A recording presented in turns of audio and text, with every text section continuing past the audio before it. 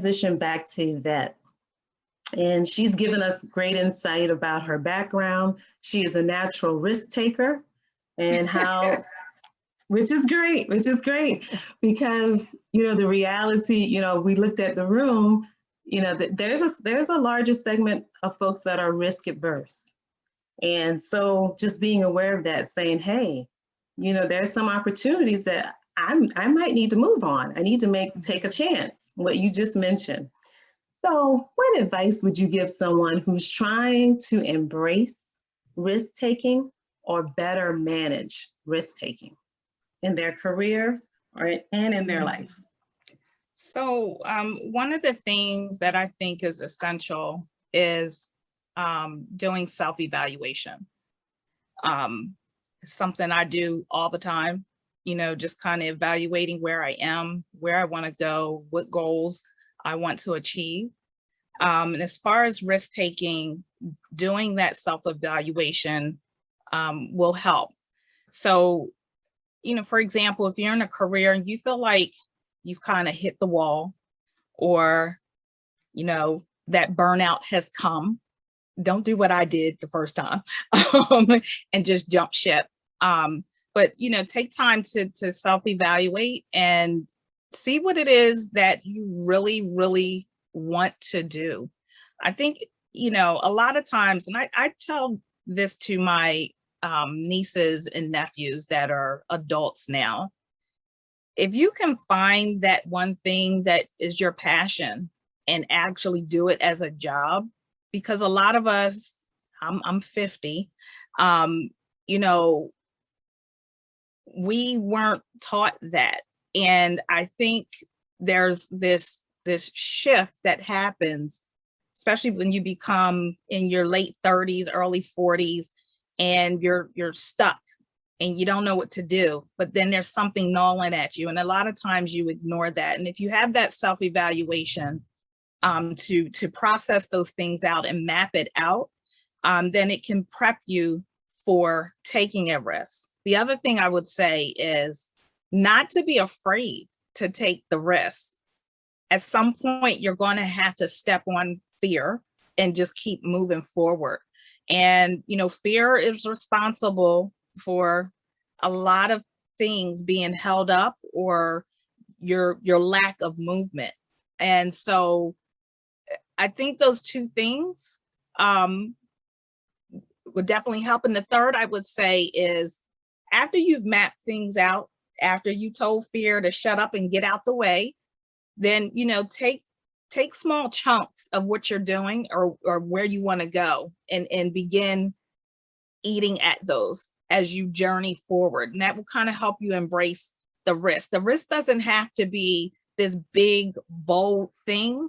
It could be, small, manageable pieces that lead to that ultimate big risk, but it's not done all at the same time. So I would say spread it out to help you embrace it. Awesome. I like the steps you just gave us. And I'm going to move into Dara, Dr. Dara, and I'm going to ask you two similar questions.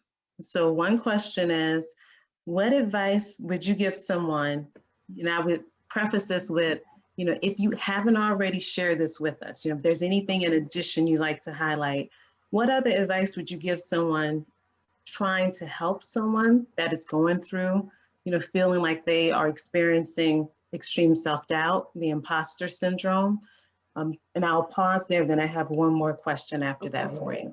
I think one of the most wonderful things for us, especially women and more specifically women, African-American women, right, is to surround ourselves with a good support system. I love my friends who I know I can call, who will deeply celebrate things with me.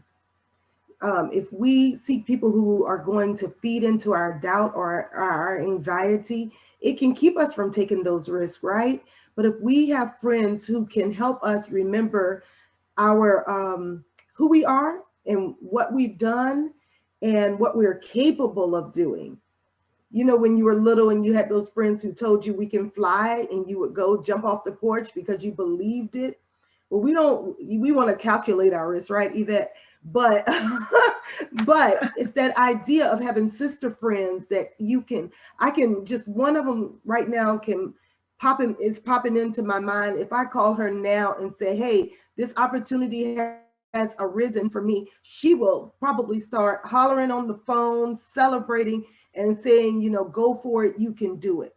I think that's one of the best gifts God has given us, to have those kind of supporters in our lives. And if you don't have them, please seek them out, listen, and learn who is really in your corner. And another thing is just believing your resume, I think is very important. Believe your resume. I'll stop right there. Well, I'm going to ask you to say a little bit more on that. Believe your resume. Okay. Tell us, I feel like you had a little bit more you wanted to say on that, and then I will chime in on self-confidence. Okay. Well, you know, sometimes if we can't, okay, I'll use this example. When I was in my doctoral program, there was a woman in there, and this example is going to date her a little bit, but some of us remember this at the beginning of our career. There were things called briefcases, and people would carry briefcases. And one thing she said was, you know, when I finish this doctoral program, I want to be able to put my work in this briefcase and take it around with me, knowing that I am an expert in this one little field, not in everything in the entire world, but there are places where I go and I trust the person where I am to be the expert. When I go get my oil changed, I believe that the person changing my oil is the expert in changing oil. I don't walk in there acting as if I can change oil. I know nothing, absolutely nothing about changing oil. I believe that that person has studied and they know their stuff. And similarly, when, you know, having a baby, you don't want me there. You want Yvette, right? You want to believe that her resume means that she knows something about doing something with delivering babies over mine that tells me I know nothing about that. So am I an imposter if I say I can deliver a baby? Yep. But if you look at other things on my resume, then you can believe that those are areas where I have experience, and I can believe that those are areas where I have experience, and I will be able to stand in that space and own that space and do that thing. So that's awesome. And I'm hearing you very loud and clear message, believe in yourself. That's one thing that I'm taking away. Believe in yourself, believe in your experience. People have you in this room because they did see what you can do on your resume. So definitely own that when you go into your jobs and your careers. And yeah, sure. May I give an example? When Sure. Yvette was talking, I kept thinking of this risk example that I took once. And I think it goes into pushing past that sense of self-doubt. When we hit a wall, I was working I'm in private practice, but I was working at someone else's practice, and there was only so far to go. And this person had told me, oh, well, when you get your doctorate, of course you'll make more. And then when I got my doctorate, it didn't happen.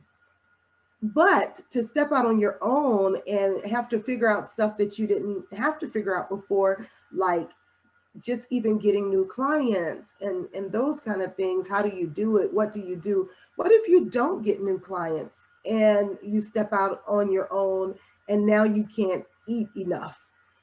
Well, I had to step past that in order to be brave enough to give it a try so that I can own my own space and believe in myself. Otherwise, you are not living up to your potential and having others not fully recognize your potential all at the same time.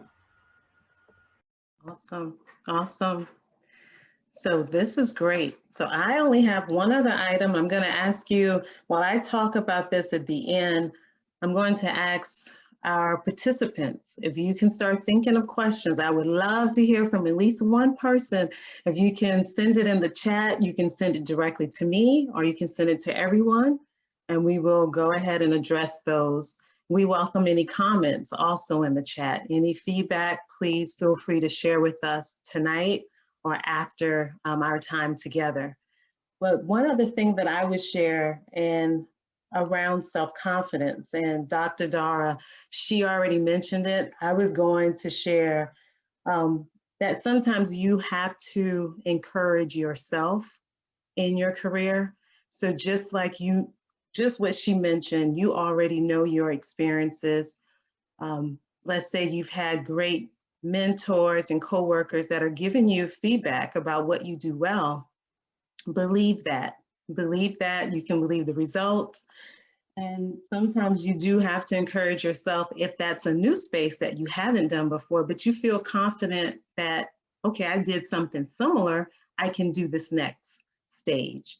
So sometimes we have to encourage ourselves. And I would just echo, continue to surround yourself with a very healthy support system. People that are your cheerleaders, your champions, people that really think highly of you and your abilities. And you want to continue to have people there in your corner, in your career. So that was my other item. Dr. Dara mentioned it before I could, but I wanted to chime in on that. And I can speak for myself personally, that's made a big difference for me. When I had people say, oh, you're really good at this. Oh, we know you can do it. So I just wanted to share that as another way to grow in your self-confidence with what you do, what you choose to do. And with everything, nothing is 100% perfect. You know, you're learning, you're evolving, and it's a process.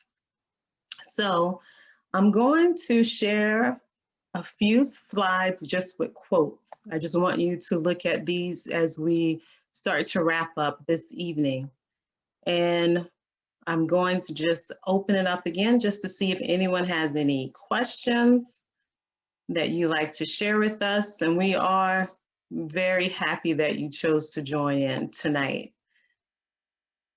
So can everyone see the slide? So while we do this, and I'll see if there's any questions. Self-confidence, I'm gonna ask you just to look at this slide. And these quotes really spoke to me when I looked at them. The first one is from Sloane Stephens, and she's a tennis player, tennis star. When you have confidence, you can do anything. And the second one is from Stuart Stafford. Confidence is when you believe in yourself and your abilities. Arrogance is when you think you are better than others and act accordingly. So, risk-taking. Only those, and I think I switched the heading, only those who will risk going too far can possibly find out how far it's possible to go.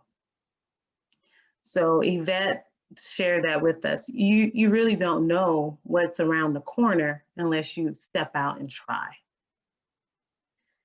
And our last quote, and the picture, that one picture was shown up twice. The last quote is on the imposter syndrome. And Eleanor Roosevelt says, no one can make you feel inferior without your consent. And Dr. Dara shared with us, you know, it's not real. You know, you may feel that way, but it's not real. So those are the quotes I just want to leave with you in our time together. And we hope that you've enjoyed the discussion. If you have any questions about any of the topics that we covered tonight, you can feel free to contact me directly. In terms of imposter syndrome, I will ask you to contact Dr. Dara directly, and I will add her information into the chat, and I'll do a follow-up after. Actually, I'll ask Dr. Dara, would you mind shooting out your contact information into the chat? That would be faster than me trying to type it in there. And then if you have any more questions about risk-taking, Ms.Yvette told us she's a natural risk taker.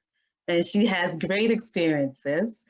And she also shares she's recently written a book also. And I think that's fantastic. So I'm going to ask Ms.Yvette if she would share her contact information with us as well. And a website would be also very good. So that way we have a way of staying connected with you. So once again, I just want to thank you for your time this evening. And I would share with you to stay tuned.